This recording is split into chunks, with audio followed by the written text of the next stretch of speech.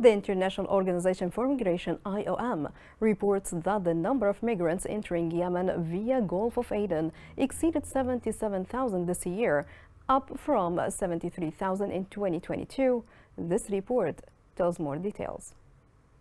According to the International Organization for Migration, the number of migrants entering Yemen through the Gulf of Aden has surpassed 77,000 so far this year, up from 73,000 in 2022. The migrants, largely from Ethiopia and other Horn of Africa nations, faced horrendous abuses, violence, and human trafficking along the treacherous migratory path into Yemen, also known as the Eastern Route. Many of the migrants were taken advantage of by traffickers who took over their journey once they arrived in Yemen. According to the IOM, migrants in the nation frequently experienced abuse, exploitation, and other types of violence. About 43 migrants are now trapped throughout the nation without any feasible methods of support due to insecurity, ongoing arrest attempts, and forced transfers. Despite the heightened numbers of migrants entering Yemen and the severity of abuses they endure, people on the move continue to be largely invisible, said IOM.